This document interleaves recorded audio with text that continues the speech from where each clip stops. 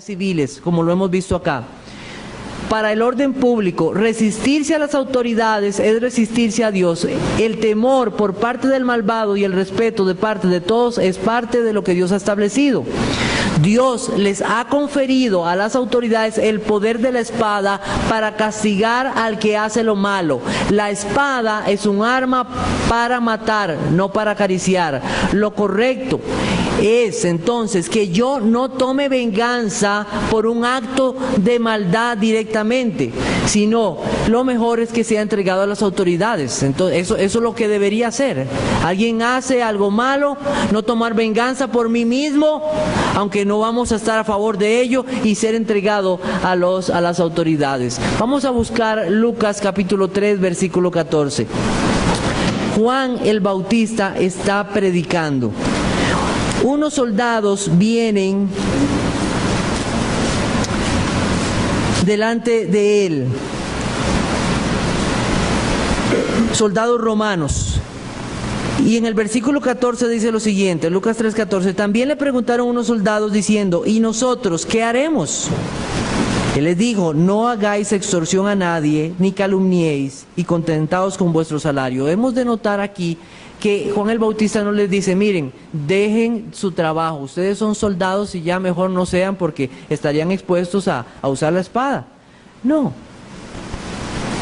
Ustedes están sirviendo a Dios en esto. ¿Qué es lo que tiene que pasar?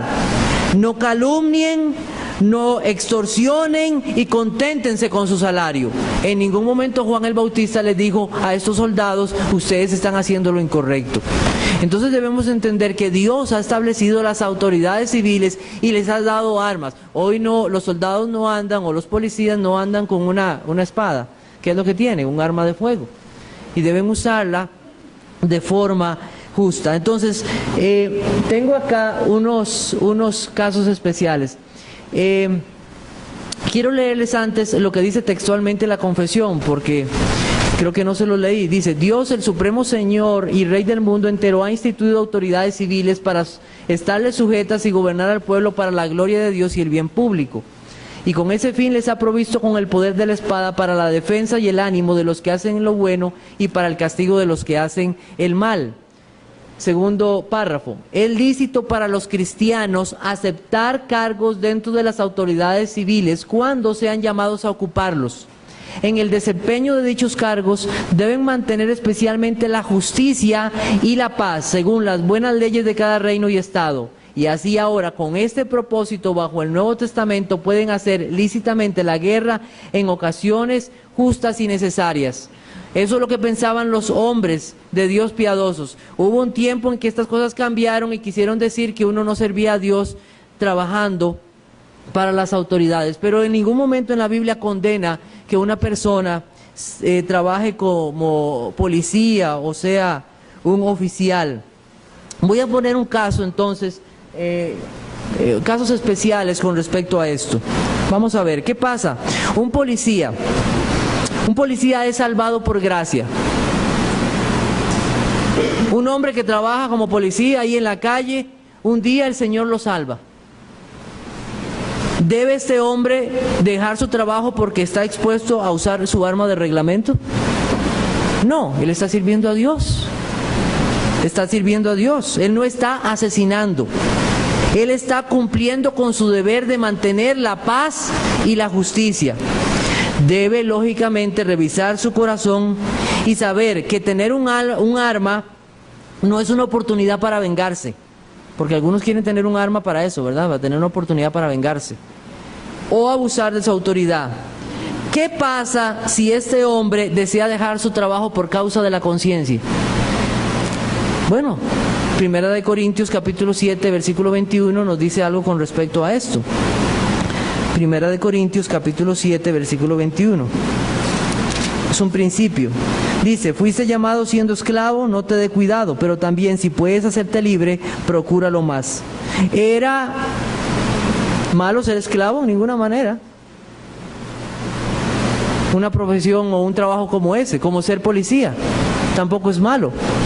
Si puede hacerse libre, está bien, pero tampoco si se mantiene como esclavo o como policía, tampoco es malo. Pero si por causa de la conciencia piensa que que no está bien y que va a tener problemas, también puede dejarlo. En ninguno de los dos casos está mal. ¿Debo yo tener armas de fuego en mi casa para defenderme? ¿Debo yo tener armas de fuego en mi casa para defenderme? Y eso hay que tener cuidado con esto. Éxodo 22, versículos 2 y 3. Éxodo 22, versículos 2 y 3. Dice: si el ladrón fuere hallado forzando una casa y fuere herido y muriere, el que lo hirió no será culpado de su muerte. Pero si fuere de día, el autor de la muerte será reo de homicidio. El ladrón hará completa restitución; si no tuviere con qué, será vendido por su hurto. Aquí tenemos dos casos: un ladrón que entra, ya sea de mañana o entra en la noche. Nosotros debemos de entender que la sociedad era muy diferente. No había verjas, la gente dejaba abiertas sus puertas, no había luz. No es como ahora que usted llega en la noche y enciende el bombillo. La gente apagaba sus lámparas.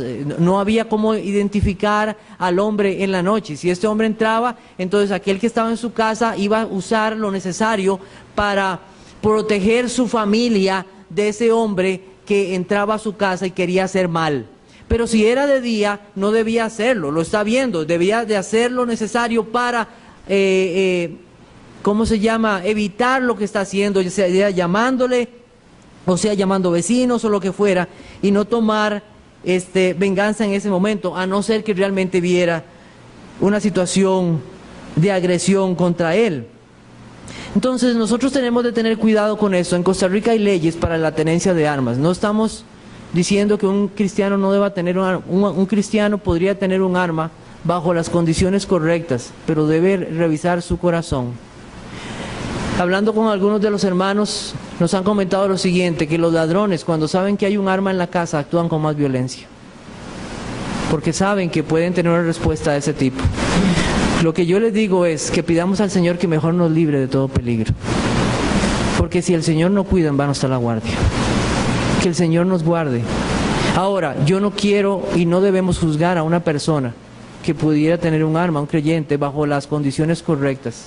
Pero hay algo más adentro de esto.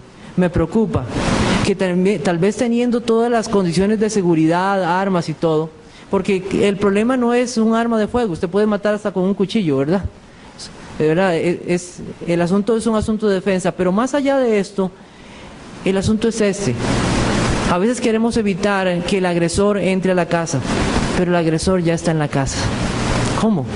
Sí, el hombre o la mujer que con sus palabras, que con sus actos de odio y de maldad daña a su familia y a sus hijos. Ya el agresor está en la casa. Y debemos revisar nuestras conciencias delante de Dios, porque podemos ser asesinos de nuestra propia familia. Y esto veremos un poquito más adelante con respecto a lo que el Señor dice en Mateo capítulo 5. Muy bien, entonces hemos visto que el Señor manda no asesinar. Voy a tratar un caso especial para ver si puedo avanzar y terminar en esta mañana, que es el tema del aborto. Y estamos hablando del aborto como la interrupción del embarazo por causas naturales o deliberadamente provocadas. En ese sentido estamos hablando de alguien que deliberadamente, voluntariamente interrumpe el nacimiento normal de un niño. De eso es lo que estamos hablando.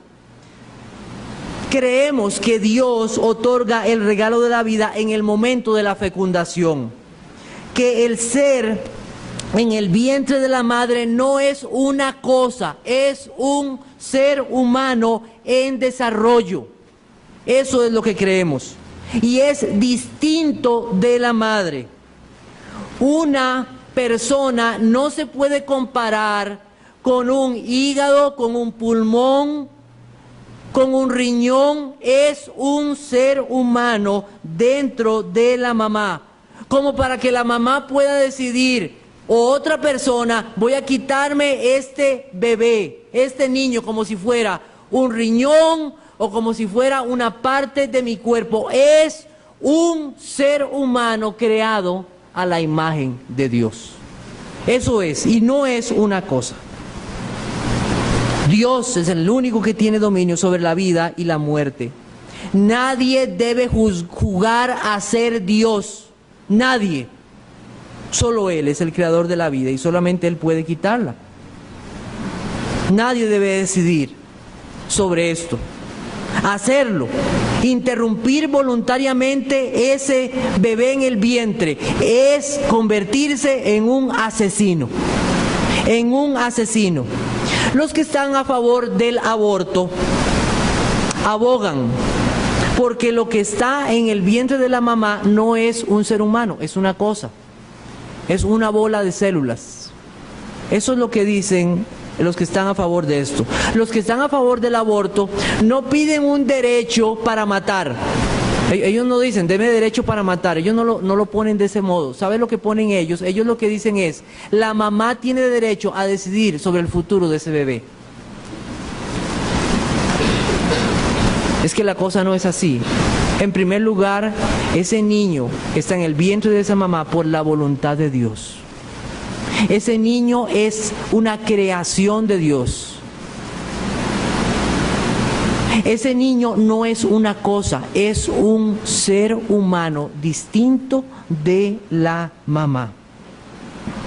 Muchas veces, estos que promueven el derecho de la mujer al aborto basan sus afirmaciones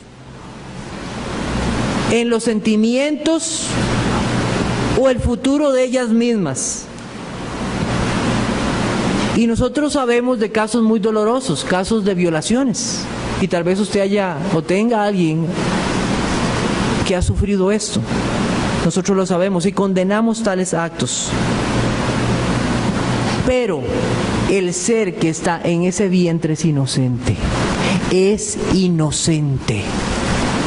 Hay que tener eso muy en claro. Y esa mujer o otras personas no deben sumar otra maldad a la que ya se hizo. No deben sumar otra maldad. Querer quitar la vida de ese ser. ¿Qué pedimos a esa mujer? Que entienda que ese ser es una criatura, un ser humano hecho a la imagen de Dios y que por amor a la vida y a ese ser humano, que permita que ese niño nazca. Si no lo desea tener después del parto, lo cual es muy doloroso, hay opciones. Hay padres de familia que han esperado años tener en sus brazos a un bebé y lo podría dar en adopción. O podría ponerse a la par de esa mujer, otra mujer que le enseñe cómo amar y cuidar a ese bebé. Pero no optar por el aborto. En el 2003, estamos hablando, ¿qué año estamos? 2014, ¿verdad? 2003 se realizaron en el mundo 42 millones de abortos.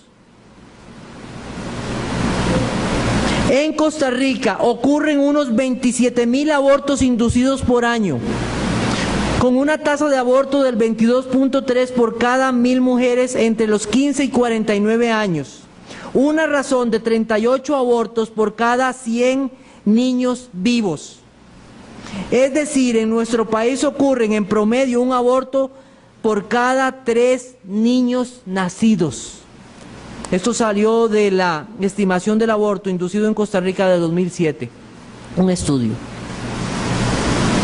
Estamos frente al mayor genocidio del mundo. La matanza de niños inocentes, asesinos.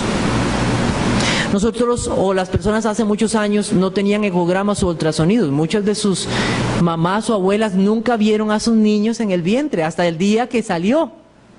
Pero hoy, por gracias a Dios que ha dado esta tecnología de los ecogramas y ultrasonidos, podemos ver a ese bebé. Podemos ver todo lo que pasa en su interior. La vida no comienza cuando el niño es parido. Entendamos esto, no comienza. La vida inicia en el instante de la fecundación. La combinación de genes del padre y de la madre parece ser único y se desarrolla en un crecimiento normal hasta los 9 meses. Pero en los 3 primeros meses, ¿qué pasa? A las 2 semanas ya puede escuchar sus latidos. El corazón circula la sangre dentro del embrión. Una sangre producida por el mismo embrión, no por la mamá. En la semana 3 a 4 se desarrolla el cerebro. Semana 5 la nariz y la boca comienzan a notarse. Semana 6 a 7 las manos se comienzan a desarrollar. En la semana 10 se pueden notar los intestinos, codos y brazos y piernas. En semana 12 los dedos se aprecian, se notarán los huesos del cráneo, la mandíbula, el corazón, la espina dorsal, sus nalguitas. Sus órganos ya están formados y el bebé puede llorar. Es un ser humano, no es una cosa. Un aborto voluntario.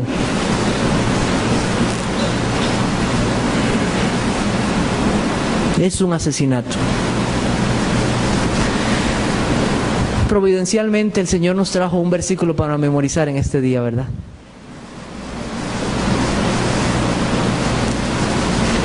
Porque tú formaste mis entrañas. Tú me hiciste en el vientre de mi madre. Te alabaré, porque formidables y maravillosas son tus obras. Estoy maravillado y mi alma lo sabe muy bien.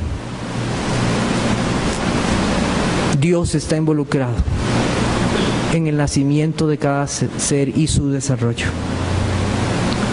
Es un ser humano. Salmo 22, 9 y 10. Disculpen que vaya tan rápido, pero yo espero que podamos apreciar lo que se está diciendo, y si usted tiene más dudas podemos hablar. Salmo 22, versículos 9 y 10. Dice: pero tú eres el que me sacó del vientre, el que me hizo estar confiado desde que estaba en los pechos de mi madre. Sobre ti fue echado desde antes de nacer, desde el vientre de mi madre. Tú eres mi Dios. Tú eres mi Dios, tú me formaste. Es un ser humano, un ser humano. Isaías 49, versículo 1. Isaías 49, 1.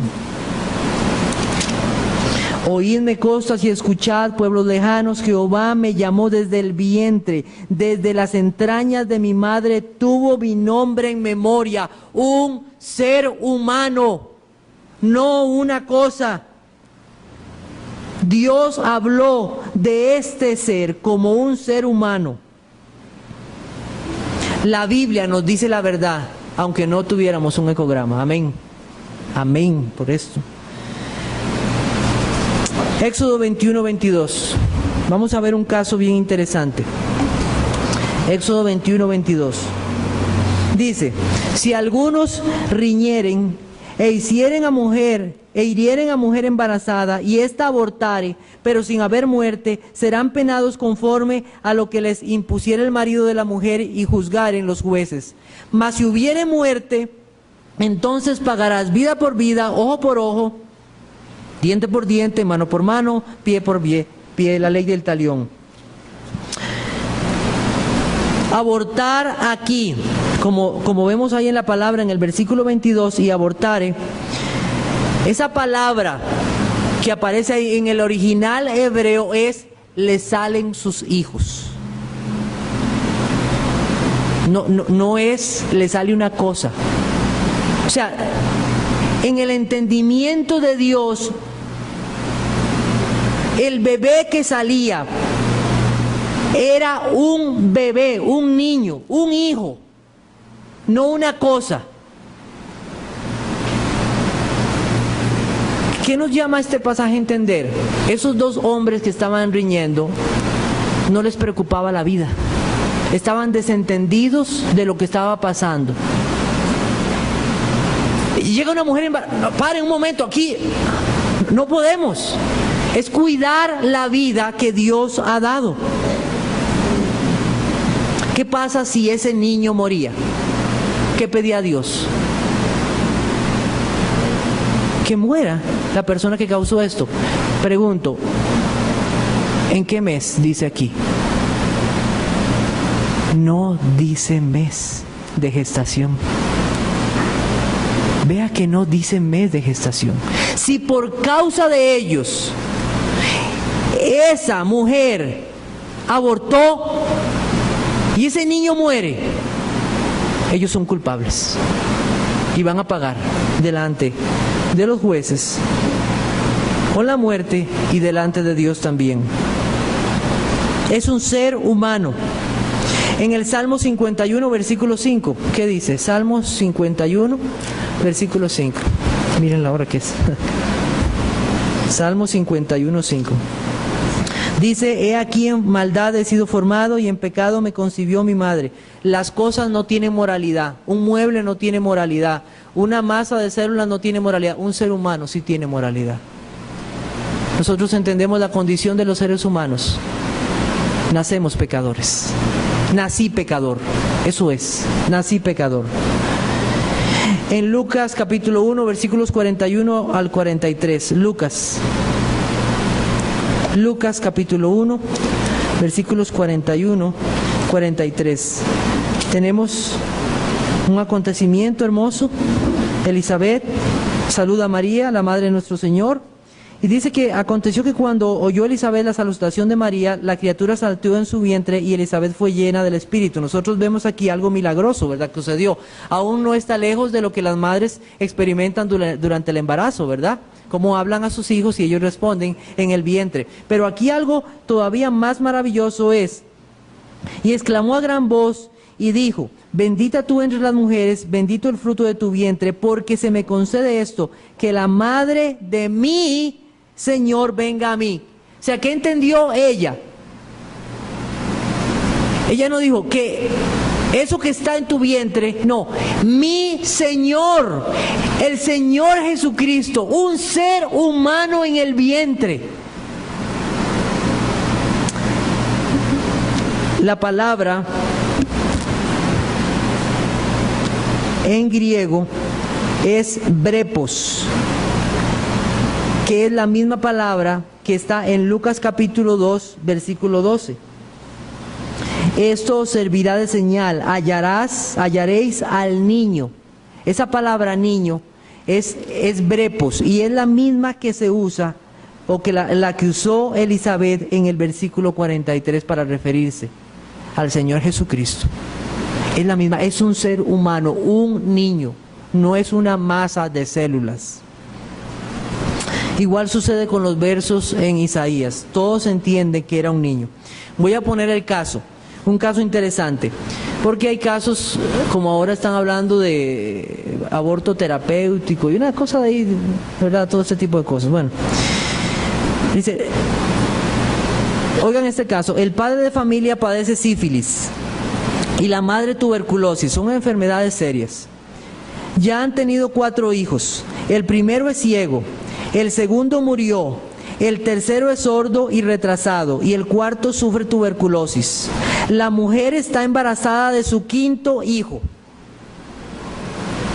Si usted tuviera que decidir y darle un consejo a esa mujer, viendo todos los casos anteriores, le pregunto, ¿le recomendaría usted el aborto?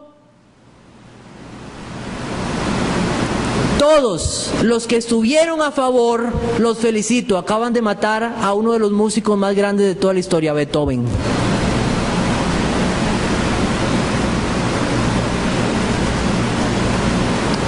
Imaginen a la madre de nuestro Señor Jesucristo. Posiblemente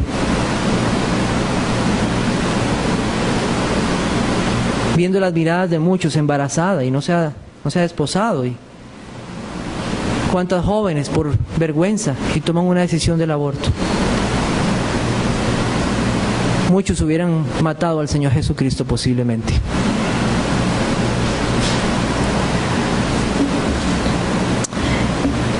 Estos casos no son la razón para tomar una decisión. ¿Cuál es la razón? Es que Dios otorga la vida, es que es un ser creado a la imagen de Dios. No se trata de nuestros sentimientos tomar una decisión, es un caso de moral. ¿La moral de quién? De Dios. De Dios. De eso se trata.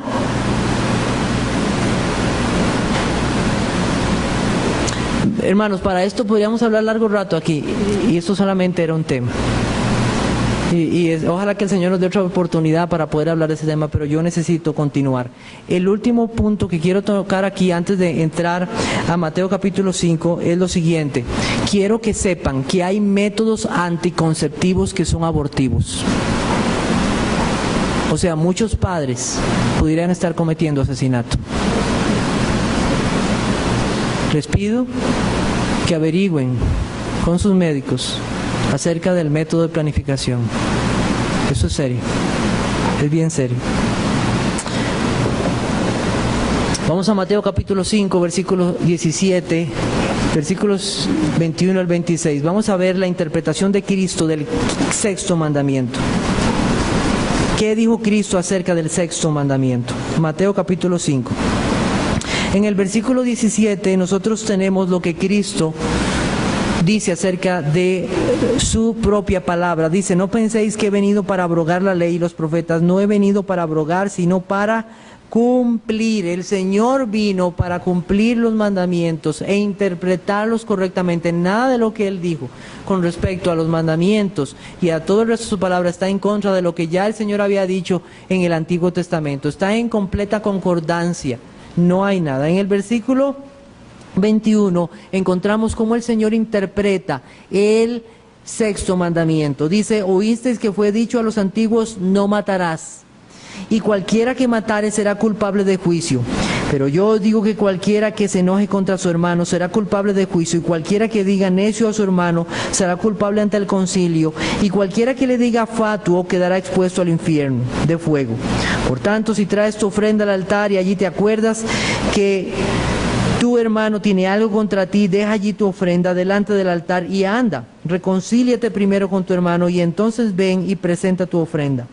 Ponte de acuerdo con tu adversario pronto, entre tanto que estás con él en el camino, no sea que el adversario te entregue al juez y el juez al alguacil y seas echado en la cárcel. De cierto te digo que no saldrás de allí hasta que pagues el último cuadrante. Muy bien. La declaración del versículo 21, donde el Señor hace referencia a lo que ellos creían era verdad, pero no era toda la verdad. Oísteis que fue dicho a los antiguos: no matarás, y cualquiera que matare será culpable de juicio. Eso es verdadero, pero no era toda la verdad. Había algo más. Para los intérpretes de la ley, el sexto mandamiento no tenía nada que ver con las palabras hirientes, con la amargura en el corazón, con el odio, con el rechazo. No tenía nada que ver con eso. Tenía que ver con tomar un arma y quitarle literalmente la vida a otra persona. Pero el Señor Jesucristo interpreta correctamente este mandamiento y nos hace ver lo que el Señor pide con respecto a esto. Y dice: pero yo os digo que cualquiera que se enoje contra su hermano. Debemos de notar aquí que entre los judíos se llamaban hermanos. Entonces se refiere a todos, no se refiere particularmente a cierto grupo, sino a todos. Entonces, ¿qué es lo que nos está enseñando el Señor Jesucristo aquí? Cuando habla, dice: y cualquiera que diga necio a su hermano. Lo que el Señor está hablando aquí es cuidarnos de no usar palabras denigrantes para ofender a una persona y humillarla. La palabra en arameo que está usándose ahí, raka, significa estúpido, cabeza hueca, necio, raka. Usted es un cabeza hueca, un necio. Eso es lo que está diciendo. Cuando una persona usa esas palabras, está atentando directamente contra el sexto mandamiento. Y nosotros debemos de recordar y que el Señor nos haga pensar y amoneste nuestras conciencias cuando en nuestros hogares nosotros hemos usado estas palabras con nuestros hijos, con nuestras esposas, con nuestros familiares. Usted es un necio, un estúpido. Usted está abofeteando directamente a Dios. Cada persona es una creación de Dios, hecho a su imagen. Y el Señor está diciendo, al decir esas palabras para denigrar a esa persona, usted está quebrantando el sexto mandamiento.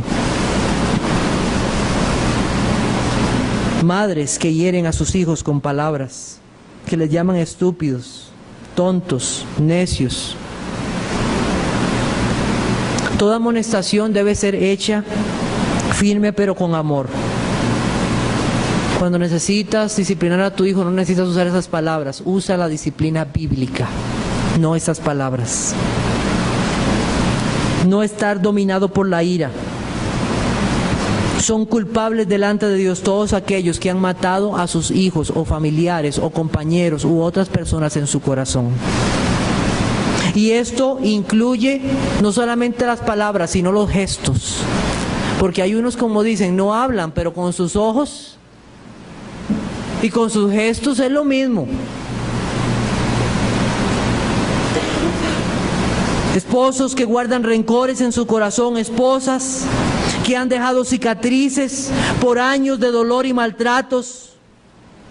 Los niños en las escuelas. Tú tal vez fuiste uno de esos niños que le llamaba orejotas al otro compañero. Ojos de sapo. Tal vez nos reímos. Los niños son crueles, ¿sabe? Culpables del sexto mandamiento. Apodos en el trabajo a los jefes para denigrarlos. Hombres que delante de sus amigos llaman a sus esposas esa culebra o esas...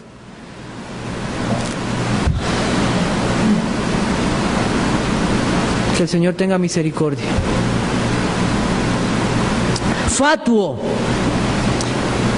Y cualquiera que le diga fatuo, moré, eso significa rebelde, apóstata, necio. Quiero decir que no siempre decir necio está mal. El Señor Jesucristo en Mateo 23:19 llamó a los hombres necios, pero su intención no era denigrarlos o humillarlos, era hacer ver la condición de sus vidas. Vamos a buscarlo un momento. Mateo capítulo 23, versículo 19. Dice: necios y ciegos, porque ¿cuál es mayor, la ofrenda o el altar que santifica la ofrenda? El Señor estaba haciéndoles ver cómo estaba la condición de sus conciencias y la falsedad e hipocresía que había en ellos. Gálatas capítulo 3 también, el apóstol Pablo usa también la palabra necio. Pero hay que ver con qué razón se está diciendo. Gálatas capítulo 3, versículos 1 al 3, o Gálatas insensatos. Él no está diciendo, oh Gálatas insensatos. Imagínense cómo debe estar diciendo Pablo esas palabras. ¿Quién os fascinó para no obedecer a la verdad, y a vosotros ante cuyos ojos Jesucristo fue ya presentado claramente entre vosotros como crucificado? Esto solo quiero saber de vosotros: ¿recibisteis el Espíritu por las obras de la ley o por el oír con fe? ¿Tan necios sois? Habiendo comenzado por el Espíritu, ahora vais a acabar por la carne. Entonces no siempre usar la palabra necio está mal. Es incorrecto cuando se usa para denigrar a otra persona, humillarla. Este mandamiento entonces que Jesucristo nos está dando aquí, lo que prohíbe es guardar sentimientos en el corazón y expresarlos, y debemos arrepentirnos con ellos. Si usted está guardando una lista de resentimientos y amarguras en su corazón, es culpable del sexto mandamiento. Dice Primera de Juan capítulo 3 versículo 15: todo aquel que aborrece a su hermano es homicida, y sabéis que ningún homicida tiene vida eterna permanentemente en él. Es un homicida.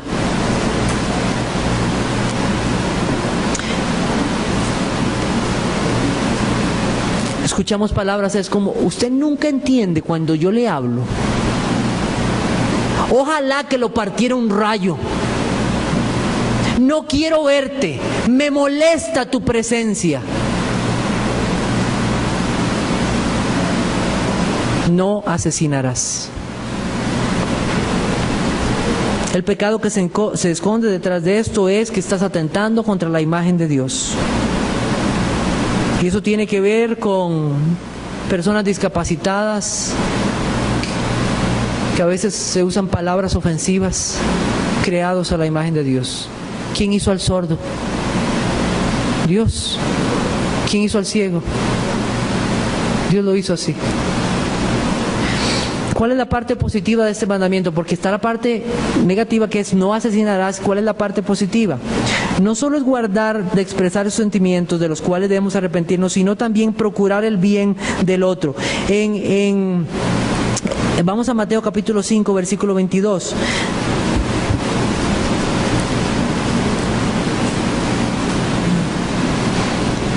Más bien el versículo 23 dice: por tanto, si traes tu ofrenda al altar, vea que sigue el mismo tema, el Señor no ha dejado de hablar, y te acuerdas de que tu hermano tiene algo contra ti, deja allí tu ofrenda. Vea que hay un altercado, hay algo que yo sé, porque hay cosas que no sabemos, ¿verdad? Hay cosas que a veces no podemos saberlas, pero si tú sabes que hay algo. Dice el Señor: deja ahí tu ofrenda. Deja ahí tu ofrenda. Me molesta que tú traigas tu ofrenda al altar y actúes como si eres un gran devoto delante mío, pero estás asesinando, porque no has arreglado tus problemas personales con esa persona. Es un acto de hipocresía no arrepentirse de ese desamor, porque eso es un desamor contra ese hermano. Entonces, que el Señor mantenga delante de nuestros corazones y nuestras conciencias activa su palabra. La vida de devoción debe llevarnos a considerar cómo estamos delante de Dios y con nuestros semejantes. Deja ahí tu ofrenda. Toma un acto ya y reconcíliate con tu hermano. No debemos esconder el asesino que está guardado, sino confesar nuestro pecado y arrepentirnos, llenando nuestra vida de obras agradables a Dios en aquellos que le conocen. No excusarnos, sino restituir el mal que hemos causado. Si es con tu cónyuge, busca el perdón. Anda y reconcíliate.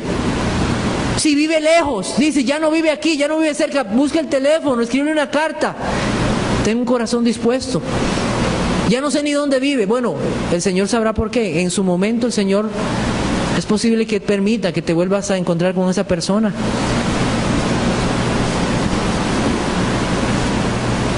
Solo si hay un corazón dispuesto a buscar la reconciliación y el perdón. La parte positiva de este mandamiento es mantener el bien hacia otros, el amor hacia otros. Isaías 58, versículos 1 al 8. Ay, yo hago largas ayunos. Usted no sabe cómo yo ayuno. Isaías 58, y no estoy diciendo que el ayuno es malo, es necesario. Estoy diciendo la condición del corazón, que no ve su pecado. Isaías 58, clama a voz en cuello, no te detengas, alza tu voz como trompeta y anuncia a mi pueblo su rebelión y a la casa de Jacob su pecado. Que me buscan cada día y quieren saber mis caminos, como gente que hubiese hecho justicia y que no hubiese dejado la ley de su Dios. Me piden justos juicios y quieren acercarse a Dios. Porque dicen, ayunamos y no hiciste caso. Humillamos nuestras almas y no te dice por entendido. He aquí que en el día de vuestro ayuno buscáis vuestro propio gusto y oprimís a vuestros trabajadores. He aquí que para contiendas y debates ayunáis, y para herir con el puño inicuamente no ayunáis como hoy. No ayunéis como hoy, para que vuestra voz sea oído en lo alto. Es tal el ayuno que yo escogí, que de día aflija el hombre su alma, que incline su cabeza como junco y haga cama de cilicio y de ceniza. ¿Llamaréis esto ayuno y día agradable a Jehová? No, es más bien el ayuno que yo escogí, desatar las ligaduras de impiedad, soltar las cargas de opresión y dejar libres a los quebrantados, y que rompáis todo yugo. No es que partas tu pan con el hambriento y a los pobres errantes albergues en tu casa, que cuando veas al desnudo lo cubras y no te escondas de tu hermano.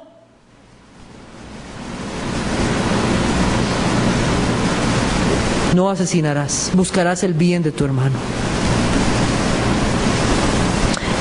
En Mateo capítulo 5, versículos 25 al 26, el Señor nos presenta el caso entonces de la premura con que hay que hacer esto. Dice, ponte de acuerdo con tu adversario pronto, entre tanto que estás con él en el camino, no sea que el adversario te entregue al juez y el juez al alguacil y seas echado en la cárcel.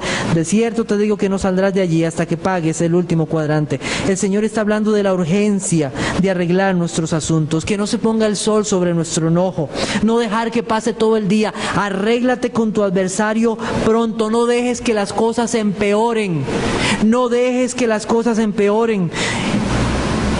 Y yo he sido culpable de este pecado, dejar que las cosas empeoren. El tiempo no lo cura todo muchas veces.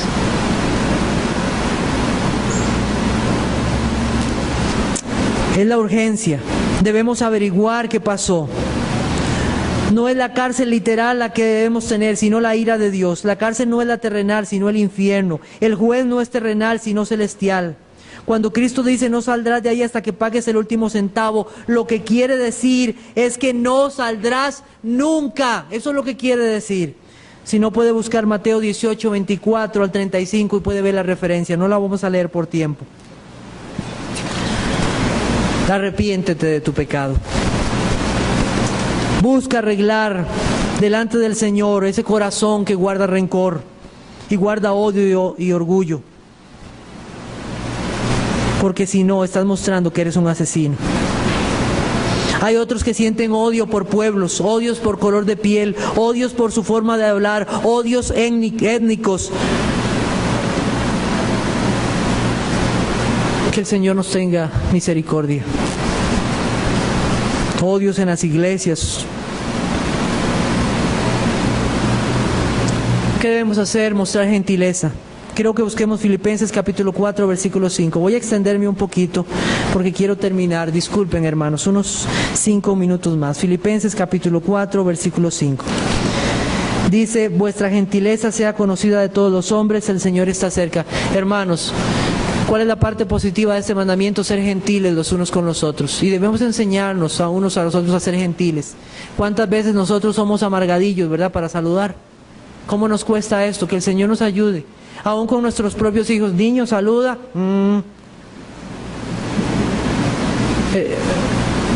No, hay que enseñarles.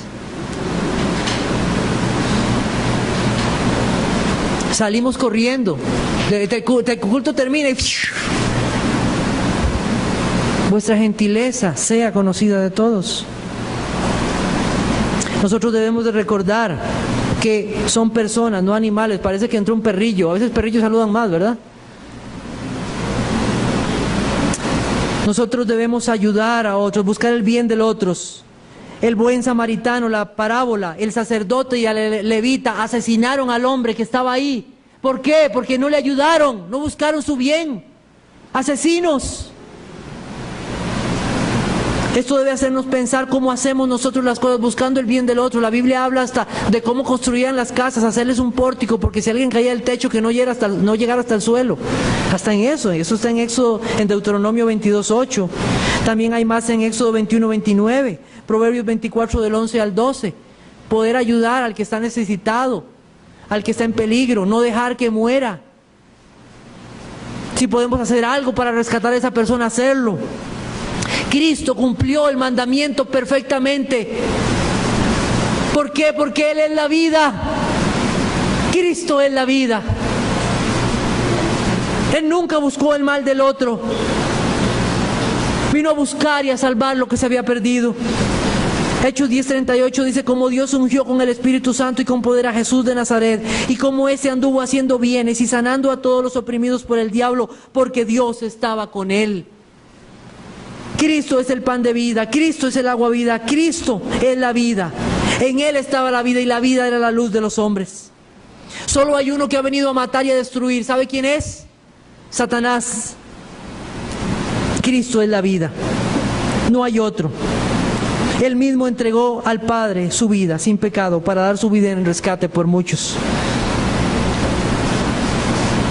Él es la vida y resucitará a muchos. Un día cuando Él venga, Él tomará venganza y destruirá a sus enemigos y a Satanás.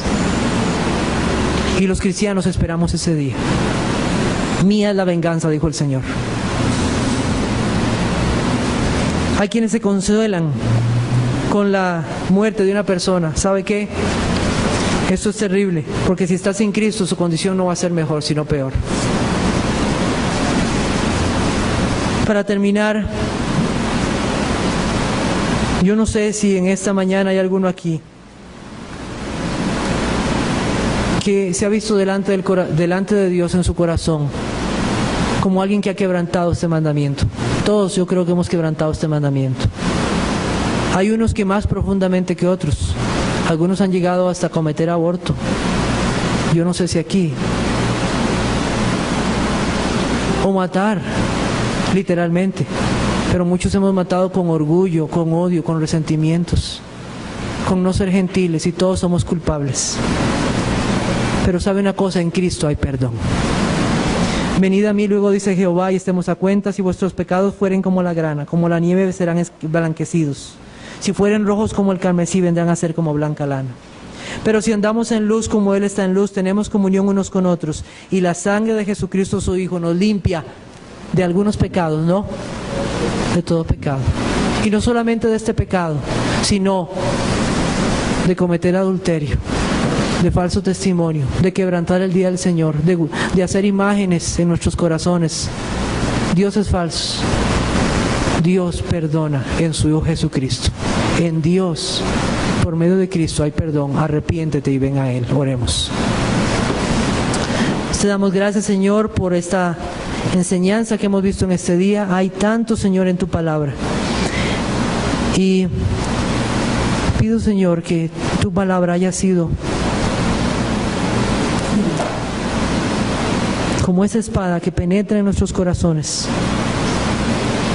No solo a los que están aquí, sino a mí. Haciéndonos ver, Señor, nuestra necesidad de ti y confiar solamente en la justicia de tu Hijo Jesucristo. Oh Señor, concede arrepentimiento, sabiendo que solamente tú, Señor, puedes tocar los corazones y convencerlos. Oh Señor, gracias en esta mañana. Gracias, Señor, por permitirnos escuchar estas palabras, y síguenos dando el deseo de escuchar más durante todo este día. Te alabamos, en Jesucristo tu Hijo lo pedimos. Amén.